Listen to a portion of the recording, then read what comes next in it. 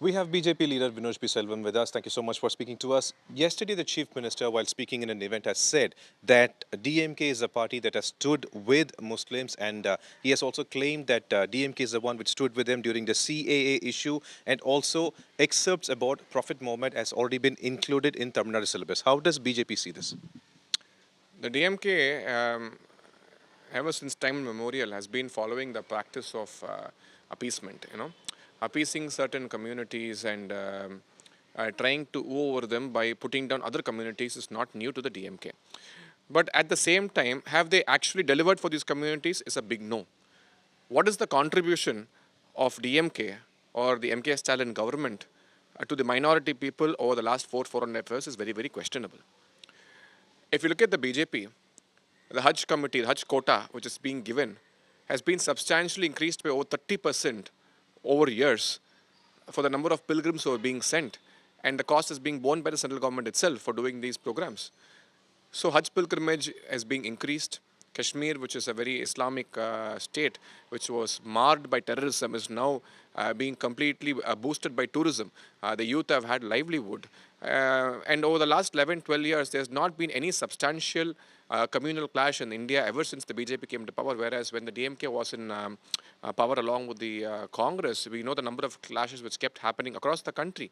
So predominantly the country has been very peaceful under the BJP. The BJP has been caring a lot about the minorities, and especially things like triple talaq, which have been introduced, a revolutionary, especially has been a very big boon for the women of the Islam community. At the same time, the DMK should question itself by calling itself the guardians of the Muslim community. Where was Mr. Stalin when Jaguar Ali, the whistleblower from Pudukkottai, when he raised his voice against the illegal quarrying and the sand mafia?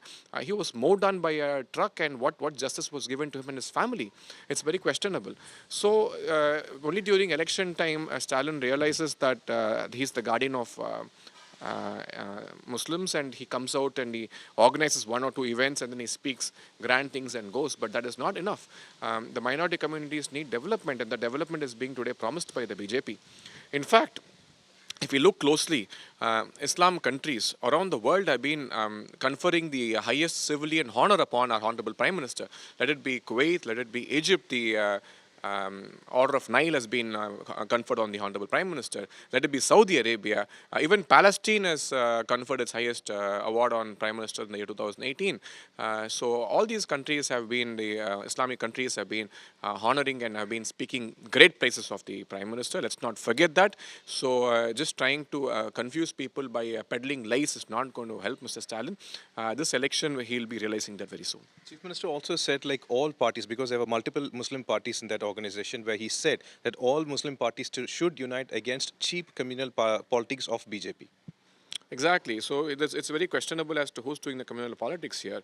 BJP is talking about overall development. In fact, we are gone beyond the concept of Hindu, Muslim and Christian. We are talking about Indians as a whole. The BJP stands for India as a nation.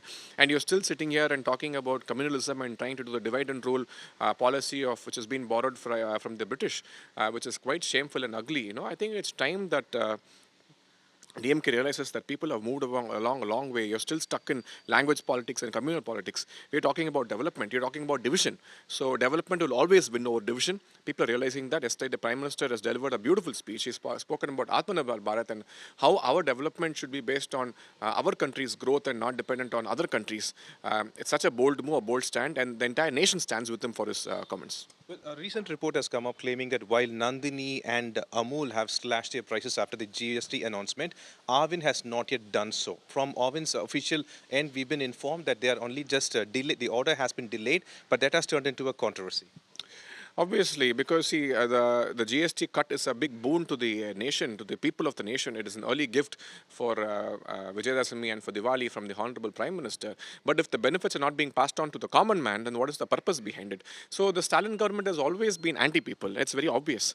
They just bothered about minting money at the cost of the people's lives. And milk, which is a basic essential, let it be, starting from a very normal household. Everyone is dependent on the milk being produced. The prices of tea, the prices of coffee, the prices of every product based on milk has gone up substantially in Tamil Nadu because the DMK, though did not promise in the manifesto have raised the prices of milk over the years ever since they came to power. So they've delivered everything which they never promised in the manifesto. Milk price rise, electricity price rise, bus price rise.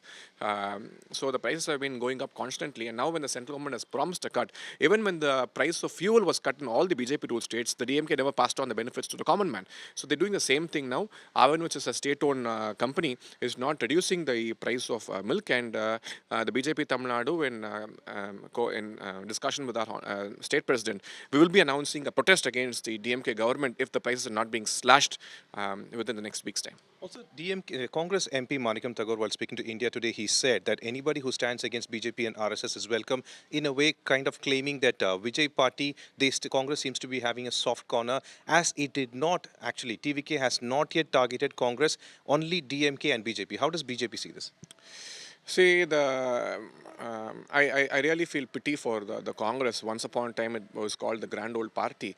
Today, they are at the mercy of DMK in Tamil Nadu, standing outside Arivalayam for a few seats, and at the mercy of the district secretaries of DMK to win elections for them. If that was shameful, today, the Congress has gone one step ahead. Even yesterday, in one of the public meetings where one of the ex-state presidents was the chief guest, one of the functionaries was heard saying, "We will go to TVK." So, from standing outside Arivalayam, now going outside and standing outside Pannigur, outside actor Vijay's house, who's not even contested one election. That is how the Congress has reduced itself over the years too.